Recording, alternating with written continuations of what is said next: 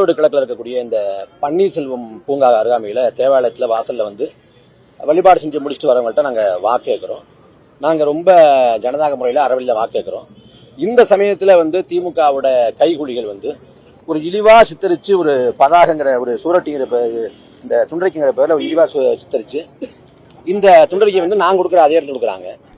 இது எப்படி காவல்துறை அனுமதிக்குன்னு தெரியல. இப்படி நாங்கள் ஏதாவது துண்டறிக்கையை வடிவமைச்சு கொடுத்தா அனுமதிப்பாங்களா? அதே போல இந்த துண்டறிக்கை வந்து எங்க இடத்துல கொடுக்குறப்ப ஒரு உரசல் வரும், ஒரு மோதல் போக்கு வரும், தேவையில்லாத சலசலப்பு வரும். அதை பத்தி கவலைப்படாம காவல்துறை வந்து அதை அனுமதிக்குது. காவல்துறை வந்து காவல்துறையா செயல்படாம மக்களுக்கான ஒரு படையா செயல்படாம முழுக்க முழுக்க திமுகவோட இன்னொரு அணி போல செயல்படுது. தினந்தோறும் நாங்க பொதுக்கூட்டம் நடத்துறதுக்கு தினந்தோறும் மல்லு கட்ட வேண்டி இருக்கு, போராட வேண்டி இருக்குது. அவ்வளவு குடைச்ச கொடுத்துருக்காங்க. அதே சமயத்துல வந்து இங்க திமுக வந்து வெளிப்பட டோக்கன் தர்றாங்க. காளை மாடு சின்னம் போட்டு டோக்கன் கொடுத்து காசு தர்றாங்க. ஈரோடு கிழக்குல கடந்த முறை எப்படி நடந்துச்சு நமக்கு தெரியும்.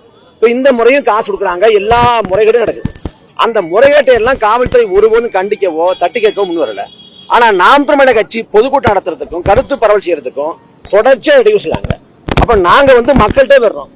இந்த ஜனநாயக அத்துமீறல் போக்கையும் அராஜக போக்கையும் மக்களே முடிவு பண்ணிக்கட்டும். நாங்க மிகுந்த கண்ணியத்தோடு கவனத்தோடு ஜனநாயக பூர்வமாக அறவழியில வந்து நாங்க கருத்து பரவல் செய்யறோம், துண்டறிக்கை கொடுத்து கருத்துக்களை பரப்புறோம்.